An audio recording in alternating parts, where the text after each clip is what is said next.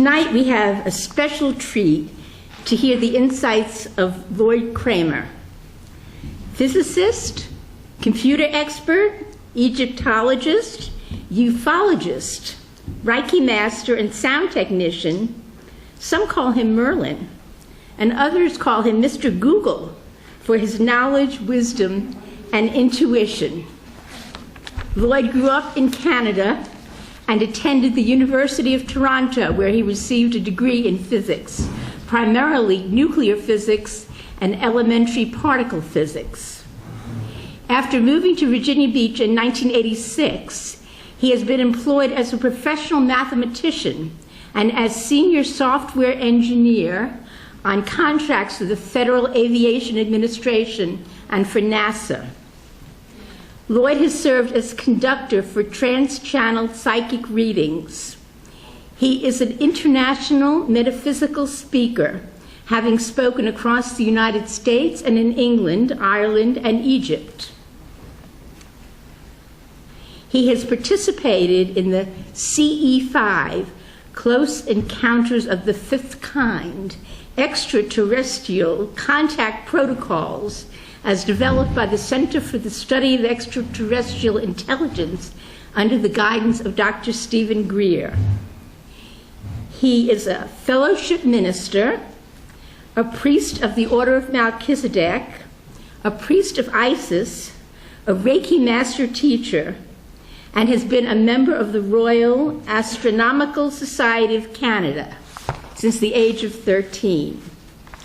Lloyd will share his perceptions of the fellowship now and where we go from here. Let's welcome Lloyd Kremer.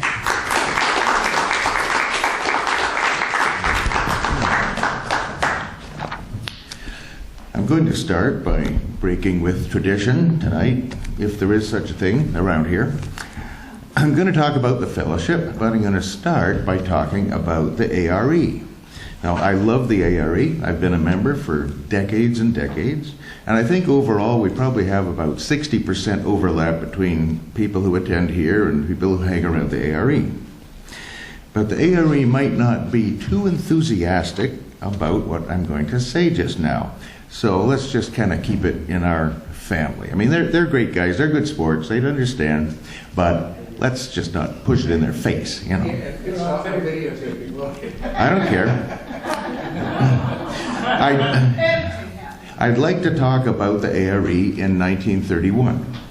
Now, that's the year they always cite as the year of their official founding. They were just setting up their organization. They had a million questions. What kind of board should they have? Should they have trustees? What should Edgar Casey's official position be? Should he be the leader? Should he be a hired professional? Should he be on the board? Should he not be on the board? And naturally, since they had Edgar Casey available to them, they took readings on all these questions. And these became the 254 series of readings, known as the work readings, because they pertain to the work of Edgar Casey and the organization. I'd like to draw your attention to Casey reading 254-53, given on Tuesday, March 3rd, 1931. There are a lot of nice little tidbits in this reading. For example, it contains the advice, "Let thy yeas be yea, and thy nays be nay." Well, that's almost exactly the advice given to the church of Laodicea in the book of Revelation. "I know thy works, that thou art neither cold nor hot. I would thou wert cold or hot." And it's good advice for the fellowship too, not to be just wishy-washily accommodating anything that's happening, but stick to your spiritual ideals. And the reading moves on to question 9, whose answer includes the following: "But all questions shall be discussed with the manager, then presented, and not trouble the mind of the one through whom the information comes, Edgar Casey, with details until they are asked for." And this prompted question 10. And the answer to question 10 should be very interesting to anyone associated with the fellowship. Question 10 is, in selecting an individual as a leader or manager, do you mean the selection of a business manager or a leader? That is, should the business manager also be the leader of the new organization? The answer was as follows: certainly not. The leader will always be that one through whom the information comes, whether Edgar Casey or others that may be chosen to carry on, as Paul will enter in with the work. Now, who else could that possibly be other than Paul Solomon? Look at the words: one through whom the psychic information comes, others that may be chosen to carry on, as Paul will enter in with the work. Now, in the notes for the reading, they speculate who this might be. Paul Kaufman, who would later become chairman of the board, they haven't a clue. But how could they? This reading was given on March 3rd, 1931. Paul Solomon wasn't even born until July 7th, 1939, 8 years later. So from no less a source than the Edgar Casey readings, the fact that this place would come to exist here in Virginia Beach, led by Paul Solomon, a psychic channel, and that it would include all of you, was written in the stars decades before it came into being physically. And it didn't start with that Casey reading. The reading was just stating the fact the destiny of this fellowship's existence was set much earlier than that. Well, did you think that all this and your involvement in it was just some happy accident? If so, please allow me to disabuse you of that illusion. You didn't realize you were on divine assignment here? And what's even more interesting is you volunteered for it. Nobody's ever ready to hear that.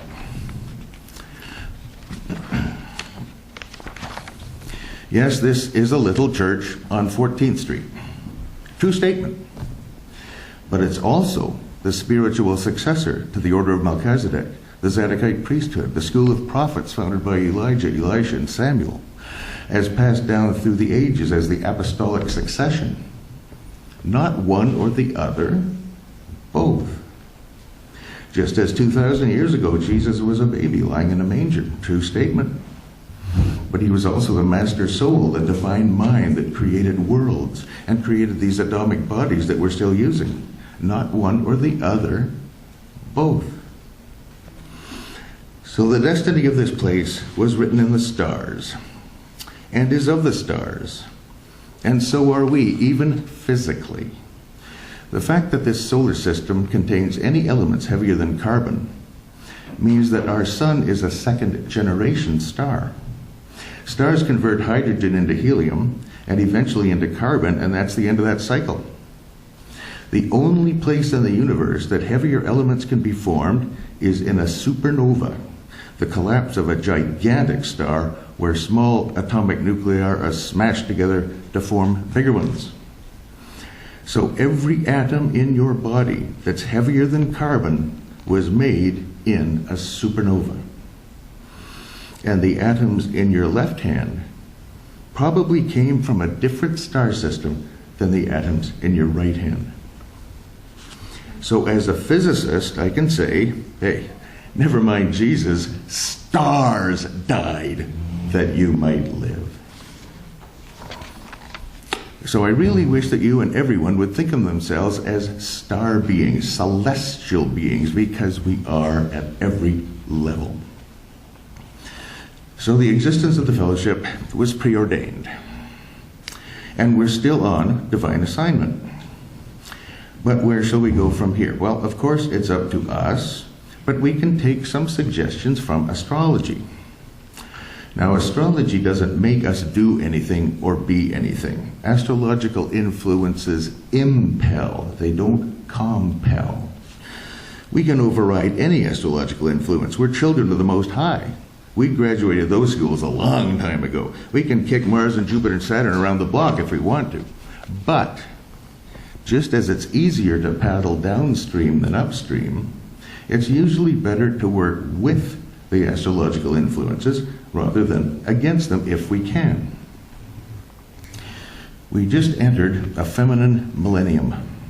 So one thing I would suggest is that the fellowship ensure that the divine feminine is clearly present in every aspect of its work. And not just because of astrology, and not just to be accommodating and gracious, or hip and trendy, to be wise and to be correct. In my experience, this is the great difference between professional metaphysical practitioners and energy workers who actually know what they're doing and those who are wannabe wizards, and there's tons of them. Now, this is the issue that separates the men from the boys, if I may use that term. Now, one of the best illustrative examples comes from the Arthurian legend and involves the sword Excalibur, the sword of power, Excalibur, forged when the world was young, when bird and beast and flower were one with man, and death was but a dream. Referring to Excalibur, Merlin once asked the young King Arthur, which would you value the more, the sword or the scabbard? Well, Arthur liked the sword. What could be more masculine image than Excalibur? Flashed like the sun, invincible in battle. It's even kind of shaped, but never mind. Then Merlin said, "Ah, my son, the scabbard is worth 10 of the sword. For as long as it is buckled on you, you will lose no blood, however sorely you may be wounded." See, the scabbard was the feminine component. The sword was projective. The scabbard was enclosing and protective. And where did Merlin get the sword Excalibur? From the Lady of the Lake, from the deepest pool in England, from the silent depths of the unconscious, the divine feminine. And the same thing is in the best of our fairy tales. Let's pick a good classic German fairy tale. Snow White and the Seven Chakras. Now, the proper way to read the classic fairy tales is to remember that we are all the people in the fairy tale. We are Snow White and the Seven Dwarfs and the Wicked Queen and the Handsome Prince. Now, the Seven Dwarfs were a rough and tumble masculine bunch, but what did they do every day? Hi-ho, off to work we go. They were miners. They went deep into the earth, into their subconscious feminine aspect, and brought forth nuggets of gold, divine knowledge and wisdom from the divine feminine. How about a real life example? Remember that TV show with John Holland? He'd come out on stage and communicate with the deceased relatives of audience members, and everyone just thought it was amazing. He could just jump up and prance out there and shoot these readings left and right. What they didn't see is that he would arrive 4 hours early for every show and lie down alone backstage and pray to and attune to the energy of Mother Mary to get the attunement necessary to give those readings. That's what separates the men from the boys. Now, many of the most famous holy men of history have known this principle very well. This includes Sri Ramakrishna, the famous Bengali saint. He was a Shakti worshipper. The Hindu goddess Shakti is the primordial cosmic energy and represents the divine forces of the universe. Speaking of Shakti, let me share one of my own experiences. I was studying this type of material, and I wondered whether I had ever been a Shakti worshipper in one of my past lives. And I was working for an engineering firm at the time, and I'd sometimes get letters of inquiry wondering whether our firm could handle a certain job. So later that same day that I was wondering if I'd ever been a Shakti worshipper, one of those letters came across my desk. And the return address was Shakti Towers, New Delhi, India. What are the chances? So yeah, it was one of those like, okay, got it. Another story. I went once to see a Vedic astrologer. And one thing he mentioned was that everyone should choose a deity with whom they can cultivate a real relationship. And it often helps if the deity you choose is of the opposite gender that you are, so at least you have the polarity thing working for you. So on my way home, I wondered what a good choice of deity would be for me if I were to choose one. So I went through a long list of possibilities. The astrologer's chosen deity was Kali. Well, that didn't impress me. That's the black one, goddess of death, destruction, and disease. Don't think I need any more of that. So I thought of various ones, Shakti, Durga, Parvati. Remember, I just come from a Vedic astrology, so I'm thinking Hindu, you know. And then I figured, well, I'll set that question aside for a while. And I turned on the radio. And the moment I turned on the radio, the first song that came on was Proud Mary. Okay, there's the answer. But not the Catholic Mary, not this one. I'm cute and sweet, but I really don't know what's going on. No, that's not the way she was. Mary was feminine and compassionate and strong all at the same time. One more story. A few years ago, I was preparing for a major lecture. And I was involved in some channeled psychic readings at the time. And long story short, Jesus came through in one of these readings. And among other things, I asked if he had any advice for the lecture. He said, much advice has already been given, and you've listened well. But I will tell you that our God will be there, and she will be observing the people present and watching their response to your presentation. She, our God will be there, and she. Okay, I think I know Jesus standing on the divine feminine. He's all for it. And he's not a wannabe anything. He is. Now, I'm pretty sure the vast majority of people who attend the fellowship would agree with me, at least in principle, regarding the importance of the divine feminine. But as is so often the case in the earth plane, the actual implementation of it isn't always smooth sailing. Now, the successful transition of spirit into substance has always been the big challenge on the earth plane, and nothing's changed. Now, every few months, you can almost set your watch by it, we have the same complaints come up. And those of you who live out of town are lucky in that you've been spared these recurring philosophical battles. Because every time they come up, the board of directors and the pastoral council say, oh no, not again. Like a short period comet, this evil star has returned unto us once more. And what they are referring to is complaints regarding the language of the Great Invocation and the Credo as being too masculine. Too many instances of man, men, he, him, his. Now, the Great Invocation is the work of another organization, although I'll certainly point out that our own Chris Van Cleve composed the music for it.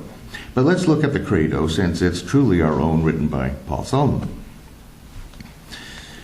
It's not too long, so I'll just read it now, so that it's fresh in our minds, and just because I want to. And remember that the Latin credo means I believe. Credo, credere, crediti, creditus. We don't have dogma here at the fellowship, but we do have a central common view of the universe, and this is it. In the beginning, God expressed himself, and the expression of God is love, and love is God expressing himself. The love that is God expressing himself was with God when all things were made. Love made all things, and all things were made of love. In love is life, and without love there is no life. It is love that gives light and consciousness to all who are born. Love shines out in the darkness, and the source of life and awareness, though there are some who do not know it. A gift to those who become aware that it is love that gives life and light is the ability to know themselves to be sons and daughters of God. We believe that at least once in the life of Jesus the Christ, man has so perfectly expressed God as to be love personified and God incarnate. We believe that love has an opposite, and the opposite of love is fear. Just as life is the expression of love, so death is the expression of fear.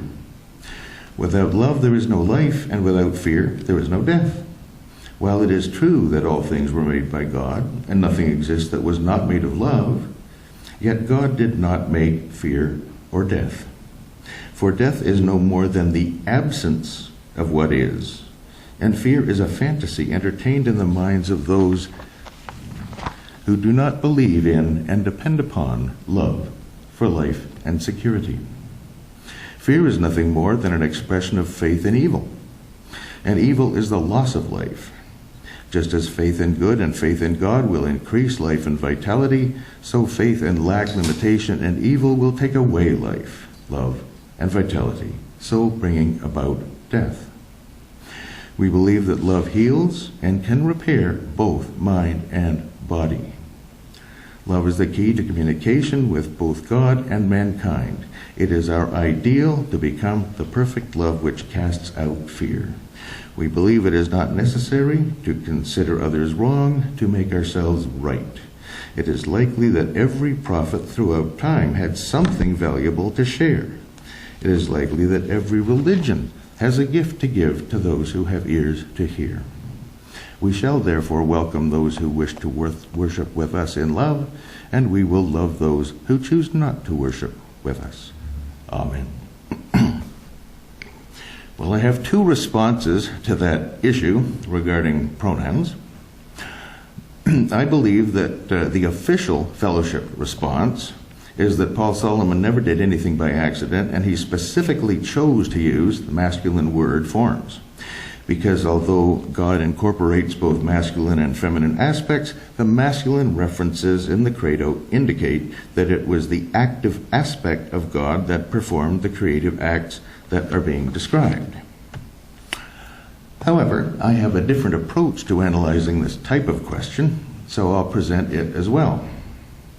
My method of analysis involves doing a complete etymological study of every word of the passage in question.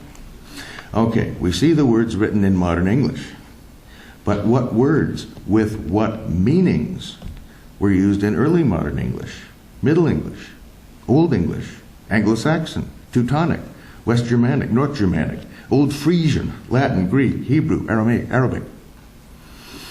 The credo is based on the Gospel of John, chapter 1, verses 1 to 5, so that's where we must turn in order to attempt any interpretation.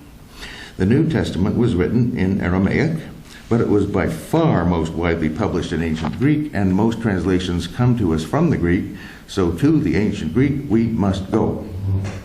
In the beginning was the Word. Now, word is a translation of the Greek logos, and logos means much more than just a word. It's more like God in activity or in motion. And autos is its associated pronoun. He and him is a bad translation of it. In this case, a more proper translation of autos is this one. An actual masculine pronoun does not appear at all in the original Greek text until many verses later when John's gone on to talk about something else. And the pronoun autos has been translated as it in every other place in Scripture that the word logos is found to use that pronoun. The official scholarly guideline is, as to its meaning, is self, as used in all persons, all genders, all numbers, to distinguish a person or thing from or contrast it with another, or to give it emphatic prominence, like I myself have seen it. It simply substitutes for any noun, so you don't have to repeat the same noun later in the same sentence or paragraph. Now, I suspect that the English translators were trying to pump the idea that the logos and Jesus are the same thing. And Jesus was a person and was masculine, so they used he. They cheated. So you see the necessity of researching the etymology. If you just read the modern English, you'll see he did that, he did this, he did the other thing, and you wonder who this guy is running around doing all this stuff. You won't have any real understanding at all. Now, part of the problem is simply language evolution. Until around AD 1000, i.e. in Old English, man universally meant human being, a member of the human race, as opposed to plants, animals, angels. The sex-specific pronouns were with and where, from which they derived with man, female human, and wereman, male human. But as time went on, the word man generally came to mean male human, replacing where. Whiffman lost its F, and through vowel harmonization, the I broadened to an O sound, giving us woman. Wereman fell into complete disuse. In fact, the only surviving use of which I'm aware is werewolf. Since there's no such word as whiff-wolf, I must conclude they didn't believe in female lycanthropy. Now, the reason for the change from where to man to represent a male human is not well understood, but I have a theory. Recall that Old English had no post-vocalic R, so a word like hard would be pronounced more like hard. So imagine how that would apply to the word wereman. It would be pronounced something like whammon, which isn't that different from woman or women. So perhaps they chose a different word to avoid that confusion. So in this case, vowel harmonization may have indirectly forced a change in word choice to resolve that phonetic ambiguity. I'm often accused of overanalyzing things. Oh well. Now, a lot of these problems come from bad translations in the Bible. I think the Bible has to have the most translation errors of any book in the world. And some are just stupid. You've got some problems with Bible language right away. There are currently 2,600 versions of the Bible in print in the United States. In order for each of those versions to be published, it had to be at least 20% different from any other version. So which one of these 2,600 versions, pray tell, is the inerrant Word of God? Oops. Now many people would say, oh no, got that covered. Got that covered. The one true, official, original Bible is the authorized King James Version. Well, let's take a look at that. First of all, the King James Version was only published in 1611. What did they do in 1610? Flip a coin? No. And do you know who King James was before he was King James? Before he became James I of England, he was James VI of Scotland. As James VI in 1597, just 14 years before authorizing the King James Version, he published a treatise entitled Demonology, which was an indictment of witchcraft and precipitated one of the great witch hunts of the period. Great stuff, huh? It appears this sort of thing ran in the family. James V, his grandfather, through Mary Queen of Scots, once ordered both his cousin and her young son burned at the stake for witchcraft in order to eliminate competition for the Scottish throne. And their family residence was the infamous Glamis Castle, which had been Macbeth's family home some 600 years earlier, back in AD 1040, when he murdered King Duncan. So why would this King James guy, from a family like that, do such a pious thing as commission a Bible with all the expense and research and translation that would entail? Well, James was all about attaining and retaining the English throne. But there was a competing family for the line of succession, the Plantagenets. Now, his first plan was to kill off all the Plantagenets, but that didn't really work. So he fell back on Plan B, which is to publish a standardized Bible in the language of the common people instead of Latin, as a first step toward getting the people to line up the way he wanted, instead of having divided loyalties to dozens of tribes and clans and houses. But I must confess, despite its dubious origins, I myself used the King James Bible in my primary biblical reference, mainly for one reason. Not because it's perfect, but because it's the closest to a literal translation. In later versions, the translators guessed at what things meant, and they were often wrong. In the King James, they just translated, whether they really understood what was being described or not. Here's an example. Students of Edgar Cayce, what's the most famous thing from Atlantis? The Firestone, right? Also known as the Terrible Crystal. Now, people sometimes ask, well, if Cayce's story of Atlantis is true, why isn't any of it in the Bible? I quote from Ezekiel, chapter 1, verse 22, King James Version. And the likeness of the firmament upon the heads of the living creature was as the color of the terrible crystal, stretched forth over their heads above. Yes, the Atlantean terrible crystal is mentioned explicitly in the Bible. And not only is it mentioned, but it's clear from the context that everyone of that day, at least everyone who was going to read Ezekiel, was not only aware of the terrible crystal, or crystals, but had actually seen them, because Ezekiel uses it as a color reference. I think we'll take a break at this point, but final thought. If Jerry Springer can have a final thought, I get a final thought before the break. I've spoken a lot about the divine feminine, given several examples, but I would hope there are no women here who are foolish enough ever to try to be as good as a man. Because a woman who wants to be as good as a man lacks ambition. See you after the break.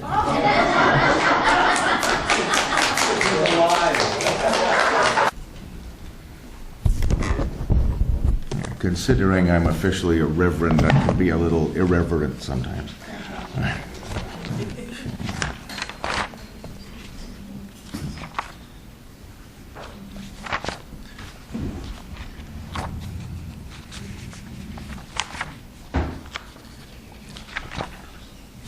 Now, there are countless bad translations in the Bible, but a disproportionate number of them seem to operate to disenfranchise the divine feminine. In fact, it happens so often that it looks to me like a concerted effort. Every time a translation offers a choice between honoring it or not, the option is always to avoid it. So let's look at the creation of Eve. Now, Adam, whose name means simply a being, or possibly red or ruddy like blood, was androgynous. If you don't believe me, check the Cayce Atlantis series, 364 series. Genesis chapter 2 says that Adam named the animals, but Adam found no mate among the animals, because being androgynous, the being Adam didn't fit the earth pattern of heterosexuality. So then we have, and the Lord God caused a deep sleep to fall upon Adam, and he slept. And he took one of his ribs. A rib sounds like a very small part of Adam. It's one bone out of 206. So it suggests that the woman made from it was equivalent to only a tiny part of the man. Bad translation. Ancient Hebrew has the same word for rib as for side, like a rib of beef, a side of beef. A much better translation is that God divided the androgynous being Adam into its masculine and feminine sides, or aspects. And that preserves an equivalence between the new male and female beings. Another point of confusion is that the authors have the male being take on the name of the previous androgynous being.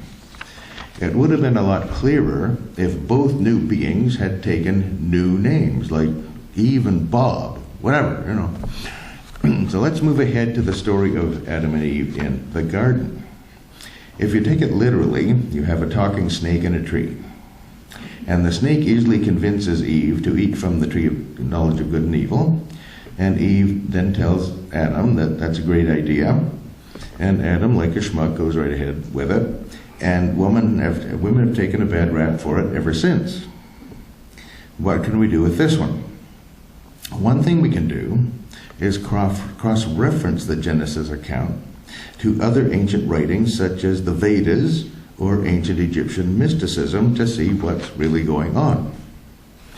Now, the story of Eve's falling first is a classic example of the Bible's being correct, but not literally correct.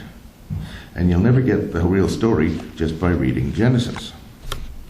In the very early stages of our indwelling in the earth, as we were first projecting into materiality, it was more natural for our soul to project its feminine aspect, since the feminine nature is more like our soul nature, and our masculine aspect projected later.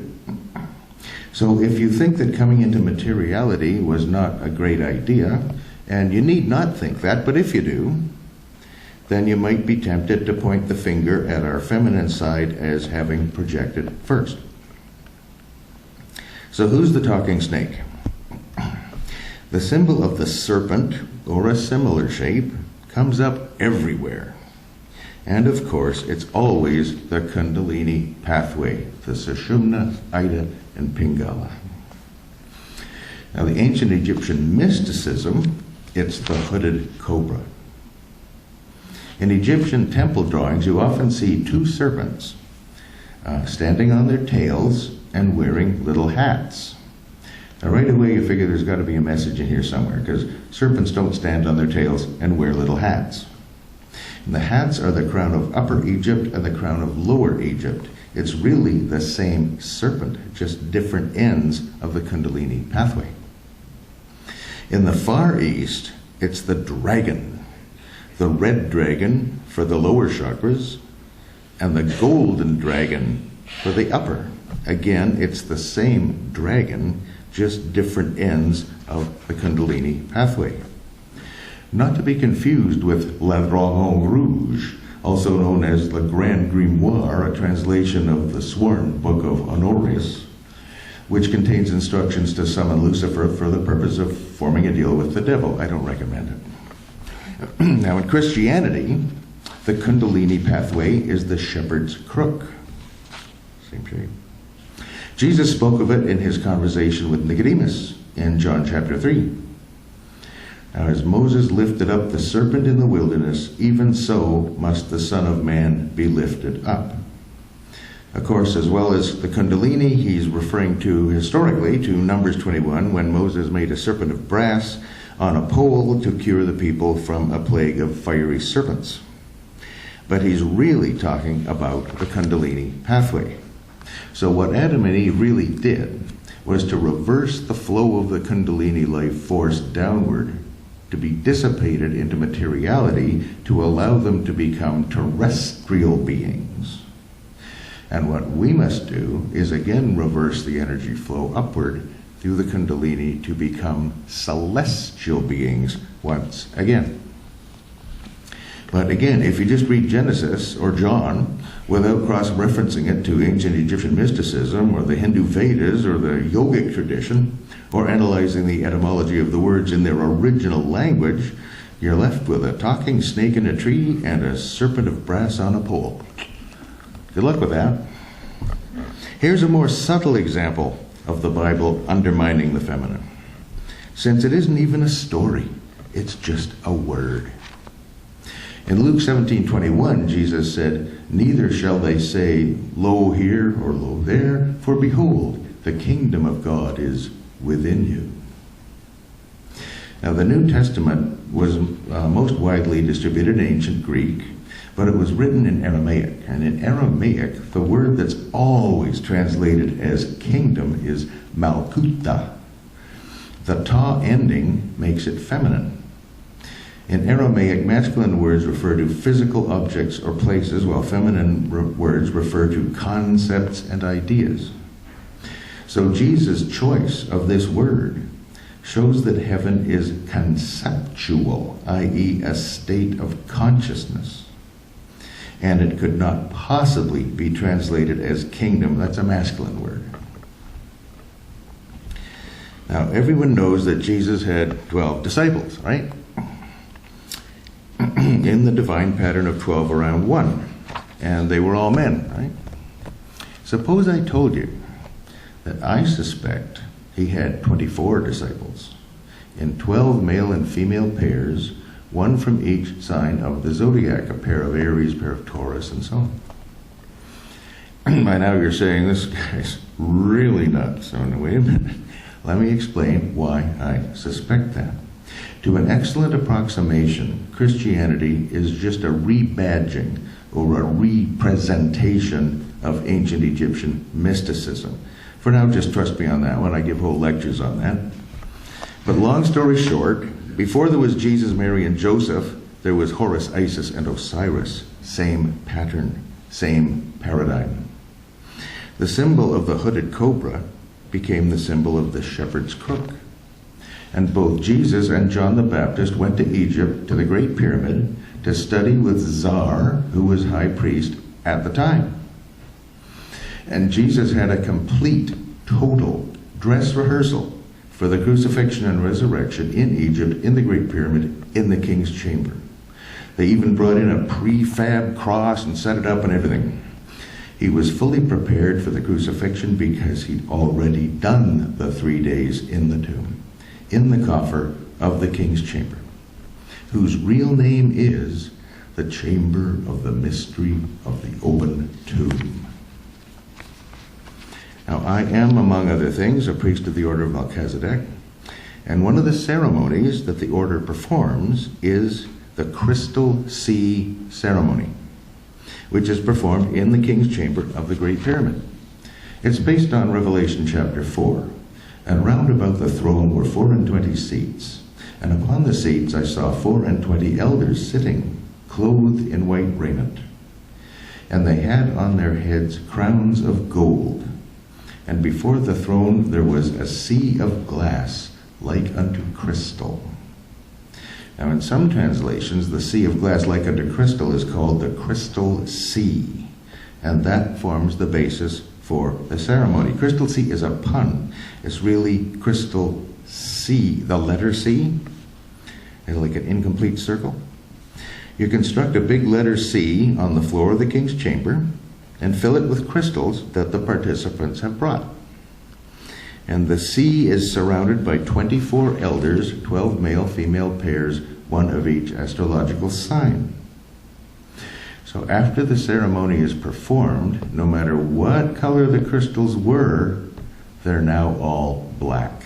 Maybe they were clear quartz, now they're black. So the leader of the order likes to say, hey, if it did that to the crystals, imagine what it did to you. He says every time it's performed, an earthquake occurs somewhere within 24 hours. And the reason is the Great Pyramid is the control system for the plate tectonic system of the Earth. The center of the pyramid is within 3/16 of an inch of the centroid of the planet's landmass. So considering the Crystal Sea ceremony with the 24 elders, and considering that Christianity was modeled on ancient Egyptian mysticism, couldn't it be that there were really 24 disciples, male-female pair from each astrological sign? But as usual, only the male disciples made it into the books because all the people with the pins were men. So going forward, I think we should be sure to emphasize the Divine Feminine at the fellowship. But what else? As a member of the Board of Directors and the Pastoral Council, I'm sometimes asked what I think is important for the fellowship. And my answer sounds pretty corny, but that's okay. Sometimes I'm pretty corny. I quote from Jesus' Sermon on the Mount, where he says, "But seek ye first the kingdom of God, and all these things shall be added unto you." Now, you can go a million directions from there, but what I mean is keep the spiritual vibrations high, and then we'll attract those people who are seeking those high vibrations. And those are exactly the people we want to attract, and everything else will flow from there. But high vibrations, like really, really high vibrations, can be a tricky thing.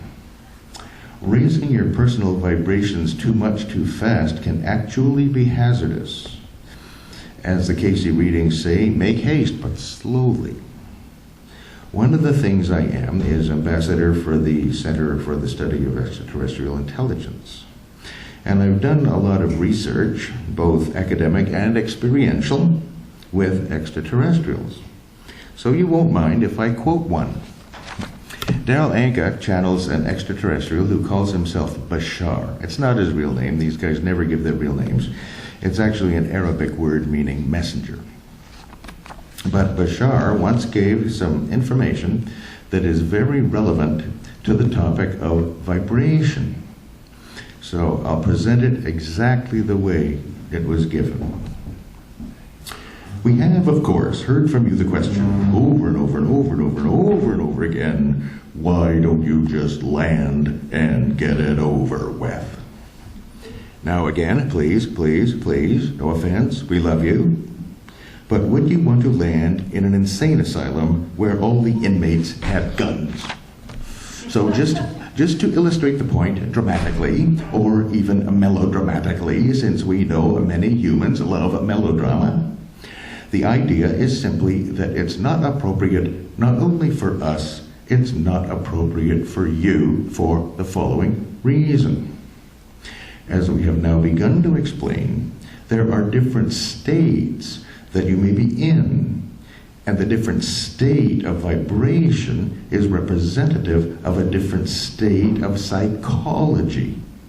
And when you are still experiencing the idea where there might be belief systems that are buried within you that you might be afraid to look at, that you aren't yet ready to integrate, then interacting with a civilization that is more highly integrated would be like taking a very slow turning gear and a very high speed turning gear and jamming them together before they have a chance to synchronize. Our vibration would overwhelm you, and to the point that it would force the issues you're not ready to look at to the surface of your consciousness, and in many cases actually cause psychotic shock. That wouldn't be very beneficial for our communication in the future. Now, we know many of you say, oh no, I'm ready. Land tomorrow. Land your ship tomorrow. I'm ready to walk on board and say howdy. All right.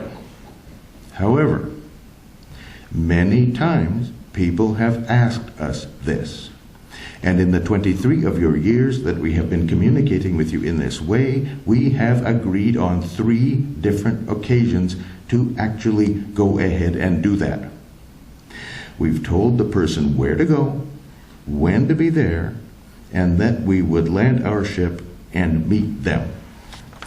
In every single case, no matter how sure they were that they were ready, as soon as they perceived that they started to see something coming down and landing, every single one of them ran, scared out of their wits. Now, the next thing I'm going to say is the importance. It's a funny little story, but this next point is the take-home statement. Every single one of them ran, scared out of their wits, not because they were scared of us, because they were scared of what was coming up within them, and it was overwhelming them, and in that sense, they couldn't deal with it, panicked, and fled. It is a real energy vibration. And what you are experiencing of our energy in this, because we are obviously giving off a percentage of our energy through the channel's body, and in that sense out into the room and immersing you in it as we are then picking up on your vibrations, what you are experiencing of our energy now is about 0.1% of what we are. The idea is to understand that this must be done gently, so that you meet us halfway at least, so that you really understand what you're getting involved in. Because you must understand, what you are coming into contact with is an entire galactic society. And much of the idea of how it functions is nothing like a lot of your science fiction.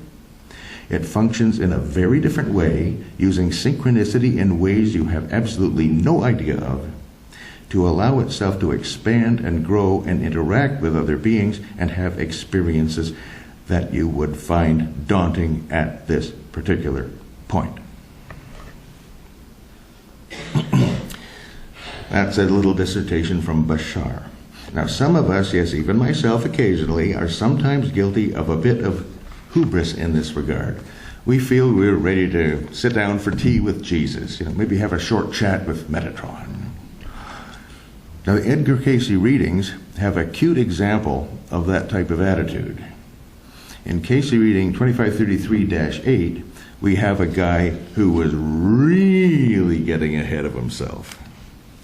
Question: from the highest source in the Christ consciousness available to this entity, you will give detailed and comprehensive instructions necessary for the entity to know, speak, and understand the proper use of the sacred omnific word of power, or logos, and to have conscious access to omnipotence, omniscience, and omnipresence. Anything else? You will answer the questions as that may be asked. Well, now the response from the source was very gracious. If I'd been controlling the response, I might have said, no, you ass, meditate for 10,000 years and come back and ask again. But the source responded with, in this, as we find, the entity is asking that it knows not of. This ability to speak, to apply, to be present in omnipresence, is attained by having fully, completely met all that has been error in the experience of the body, mind, and soul in the earth experience. Not that this is not attainable, but one grows to that consciousness in the application of the faith in and the consciousness of being at one with the divine that is within. This may not then be given as yet. So you see, there's some preparation required for these things. In his famous book, Knowledge of the Higher Worlds and Its Attainment, Rudolf Steiner says, the first step is to focus on the worst, lowest, most demonic aspect of yourself and face it, own it, and integrate it. Then we'll talk about the higher worlds. Because as Bashar says, when you turn on the high vibes, that dark stuff gets excited first. After my first Reiki attunement, my body felt pretty unstable and I did a lot of leaning against walls for a while. Example of high vibrations. Then there's my experience in the Great Pyramid. While 21 spiritually minded people meditated for an hour in the King's Chamber, I lay down in the coffer with my head to the north, and since I was aiming for the high spiritual realms, not doing a physical reading. There seemed to be a general background drone. Now, it may have been metaphysical, it may have been an amplification of the shuffling of other people in the room, but the big effect occurred each time the group did the Om chant. In the coffer, it sounded like an absolute roar. It was as though the spirits of thousands of priests embedded in the walls of the coffer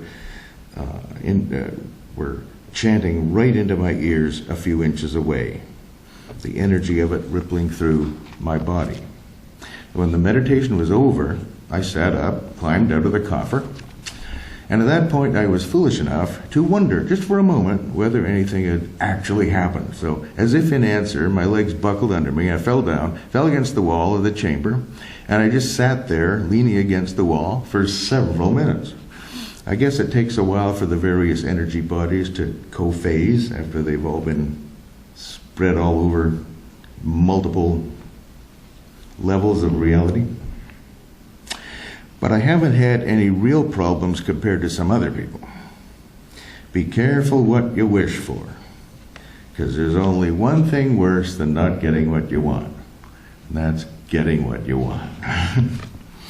There was one person who wanted to see the spirit realms, to have spiritually open eyes. Well, that person ended up in the psychiatric ward. There are a whole lot of entities all around us all the time. You really want to see all of them? Careful with that one. One of the greatest examples of the need for caution when dealing with high spiritual vibrations is the Ark of the Covenant. It was basically a black hole in a can.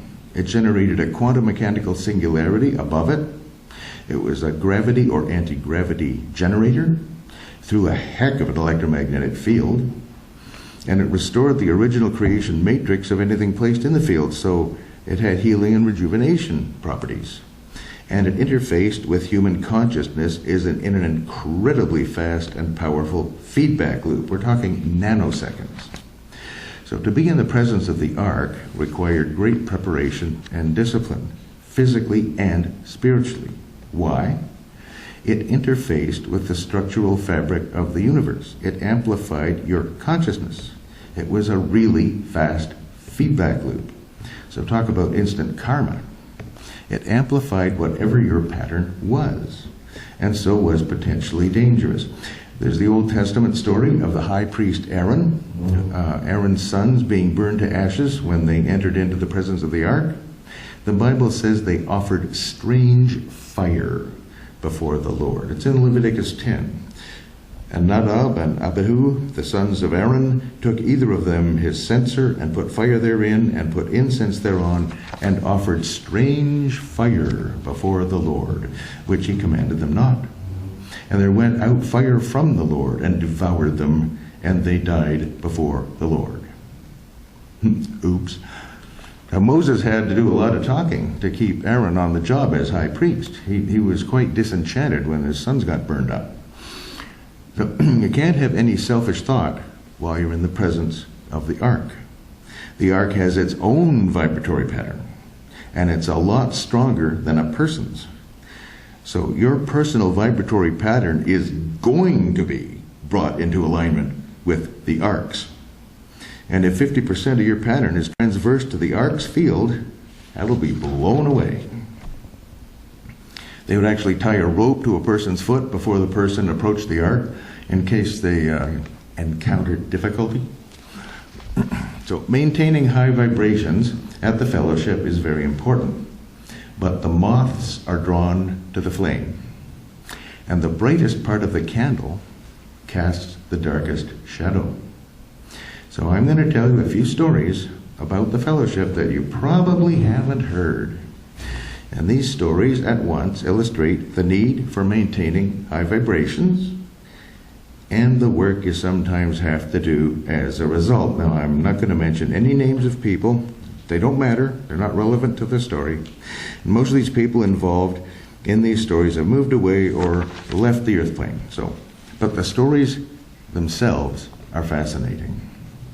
There have been several attempts over the years by various people and groups to take over the fellowship and or destroy it. And if you think my imagination is working overtime, there was one case where Susan actually found a notepad written by one of these people. This person was either bold or stupid, because across the top of the notepad was written, "Plan for taking over the fellowship." There have been many plans, again and again, to de-Paul Solomonize this place. Pictures, readings, lectures, course material, everything. And people have openly stated, we shouldn't have any Paul Solomon material in here. Now, Paul wasn't perfect. He was the first to admit it, but he was the founder, and people who feel that way should go and found a different organization, not try to remake this one. On one occasion, Susan and the late Glenda Anderson were outside in the backyard by the light of the moon with their heads in the garbage dumpster and their rear ends facing skyward, retrieving original Paul Solomon readings and lectures. But the granddaddy of them all was a few years ago. At that time, a really powerful and devious group were trying to take over. And we're talking coven of witches on this one. I'll just give you some highlights. At one point, Susan discovered a line of powder running completely end-to-end across the door threshold of the then pastor office. Now that's witchcraft 101, straight up. Fortunately, I know something about these methods: casting a circle, drawing down the moon, sympathetic magic, witness effects, manifesting a glamour, the charm of making, incantations by the solitary practitioner. I don't practice them, and I will not, but I need to know them for the work I sometimes do. For a little while there, if the fellowship had a theme song, it would have been Ghostbusters. As part of the fellowship's defense against these assaults, some people secretly placed crosses behind several of the pictures hanging on the wall. Now, if I hadn't mentioned it, would any of you suspect there's anything interesting behind that picture, those? No, wouldn't occur to you. But this group found the crosses psychically with their minds. I don't want to make this, any kind of a downer or anything, but I just thought you should know the level of dark wizardry that we've had to contend with in order to maintain this place as it is with its high vibrations for you. I myself cleared that dark wizard energy out of here so many times I lost count. So you think the fellowship is just a nice friendly little church where people come to worship and socialize. Well, that's on this plane. A lot goes on in the higher planes, I assure you. But I think we're okay going forward because of the efforts of a certain person. We now have a psychic violet flame at all four corners of the property, placed there and renewed every night. Any harmful intentions are transmuted on entry to the property. And through these many years, the main temple guard, who has stuck to her guns despite serious adversity, sometimes directed directly towards her, is Susan Thomas. She's the longest continuously participating person, and if any individual should receive the credit for holding this place together after the passing of Paul Solomon, that would be Susan. So that's all I have at the moment. Thank you very much.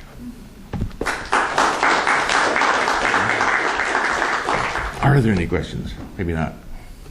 Lloyd, what do you see as a way to maintain a high vibration in the fellowship? How to maintain a high vibration?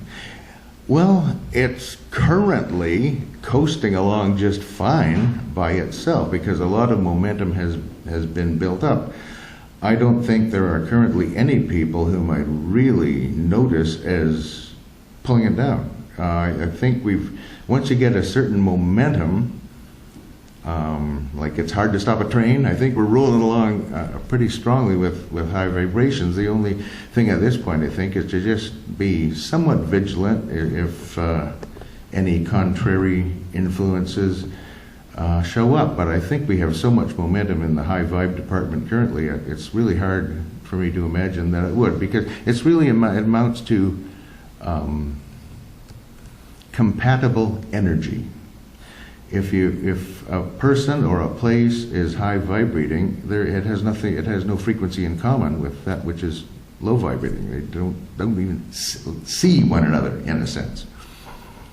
So I think we're good for now. Lloyd, did you hear David's, or have you read Brian Berry's reading? No, just I've heard what he said about Brian Berry's reading. Okay, so you don't really have an opinion yet in terms of some of his suggestions. When he described the book of life, or the tome of the fellowship, it was interesting that it's covered in gold, always good. And it was interesting that it was being presented by 3 women, likewise good, especially when they're from that upper register. I was just reviewing the original premise of the fellowship. And in it, they stated, Paul stated, a retreat. Do you see a retreat being beneficial? Like, should we have, that has actually come up, should we have like a retreat, either for pastors or for anyone or whatever? That comes up once in a while, and the discussions are like, we rent a cabana or a picnic table at a nearby park, or maybe even stay overnight at the state park in one of their 20 or so cabins. It's never really got off the ground and happened. I'd be happy to consider that. I'm sure the board and PC would be glad to consider that. You'd have to find a date that works. You'd have to find, those cabins have to, in October and so on, it's not too difficult to rent one of those cabins at the state park. But I'd almost like an overnight thing where you really sort of live, or maybe two cabins side by side where you have an extended period together like a retreat.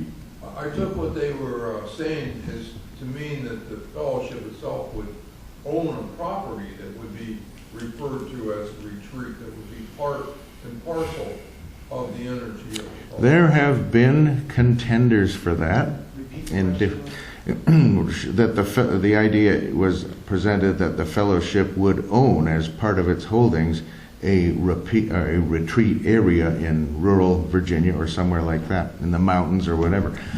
And we've come close. We've done some close flybys on that. Another place that was mentioned in the Paul Solomon readings was Burke's Garden in the western part of Virginia.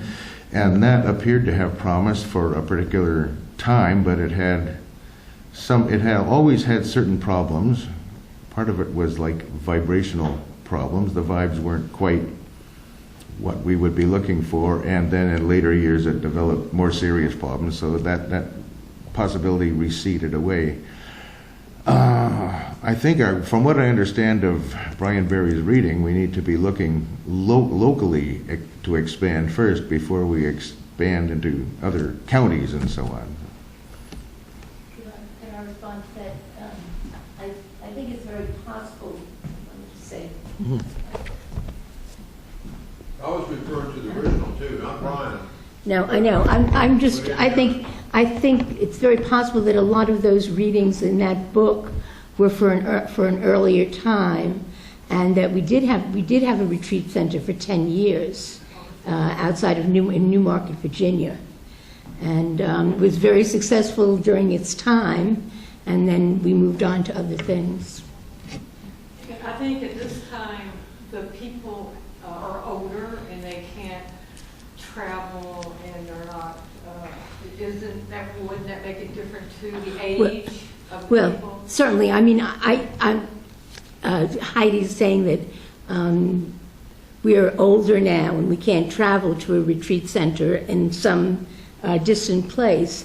But I think that when that suggestion was made, it was when we were all younger, and we followed that suggestion and did have a retreat center for those years. But that time has passed. Yeah, I've being on the board for a long time, we've never, to my knowledge, talked about a retreat center. Brian Berry suggested a couple of years ago that we all get together and do a cross-country sort of retreat together, but nobody would stand up and say, yeah, that's a great idea, because everybody was not in that place as far as youth. They just couldn't do that, but it has been presented. That reading was probably done in the 70s before we had gotten a retreat center. Yeah, this is just historic. Yeah, I imagine that, yeah. Yeah, and depending where the retreat is and what its environment is, going on an extended retreat, like 3 days or more, might involve chopping wood, heating with wood, building fires, and there's a lot of technology that people would have to be up to doing. Having had some experience with that, there's a number of churches that are desperate for people to use their retreat facilities that do not require you to be part of your congregation, and they're in beautiful locations on the water, quiet, country, trees, wildlife, all that. You don't have to chop logs and do all the cooking. It just depends on which one you go to. But you can go there for a reasonable amount of money, depending on how many people you have, and split up the cost. And sometimes they'll even provide the meals, and the brothers and the sisters are happy to do that. Yeah, the suggestion is there are a number of churches that have property and facilities like that, and they'd be only too happy to rent it to any compatible group.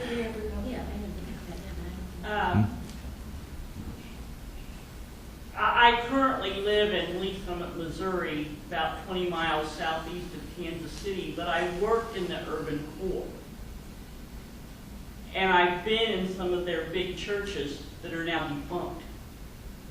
A lot of churches in the last 20 years have made major changes because things have changed technology-wise. They've had churches going defunct in the suburbs. It's really about how do you meet people's needs? And this is more for maybe my question and comment for tomorrow that we'll be talking about. And any organization, whether it's a church or a hospital or a treatment facility, you have to keep having new blood come in. The positions always stay, but the people change. And we're all, those of us that had all this energy, never thought about getting old, did we? You're not supposed to when you're young. You're supposed to think about how you're going to get a job and do your kids and pay your mortgage. And then you find out, oh, I'm old now. I'm so glad I put in my 401k. But you don't think every day about the 401k. So we're kind of in a place of, well, who's going to take over in 20 years? It's not right now. But in 20 years, Bruce might not be here. Bruce does a lot. What happens if Bruce got hit by a bus tomorrow? I mean, I hope you got some plans, but that's one of my thoughts. Who would bring all the speakers in? Who would do the music? Who would coordinate that? That could put a huge dent. You guys would be scrambling without Bruce. Well, the observation is that a lot of churches in many cities, especially inner cities and even the suburbs, have been closing up shop for dwindling population. Yeah. I don't think we're in that same category. To our benefit, we're not the big stone church on the corner. I mean, even physically, this looks like a private home much more than it looks like a church. We don't have flying buttresses and gargoyles and, massive structure like that. So I don't think we should be categorized in with those major churches that are losing population. It's that the age population died out and there were no young people. Right, the lack of replenishment, incoming young people. Yes. So it's like a finite supply that dies off, and the staunch churchgoers died off, and there wasn't the lower generation to replace them. Well, we're discussing that all weekend, and I'm sure it'll be discussed tomorrow. So that's an ongoing point of discussion. So when you were talking about Bashar, some of these people are always claiming that they're getting these messages. How would you distinguish, like someone like, is that, you think that he's The question is how to basically assess channeled information. A lot of people claim they're channeling this and that and this and that. Well, I'll give the same advice Jesus gave. Judge a tree by its fruits. If it sounds right and hangs right to you, take it. If something sounds weird with it, just take it under advisement. I'll file it in the back drawer, but I'm not buying that yet. I'm constrained to suspend belief on that one. And I get that opinion a lot. There's a lot of channeled information. I say, no. For example, an old story from Edgar Casey that might illustrate that answer. At one point, a famous psychic called Eileen Garrett came to visit Edgar Casey in Virginia Beach. And since they were both professional psychics, they decided they'll give each other readings, just see how things go. And in Eileen Garrett's reading, this entity called Uvani, who described himself as a dweller on the fifth plane, kept pushing the idea and volunteering that the Casey readings would be much more clear and erudite and have more understandable speech if he were to act as intermediary and interpret and deliver the information, rather than Edgar Casey stretching his soul all the way up to the Akashic record level.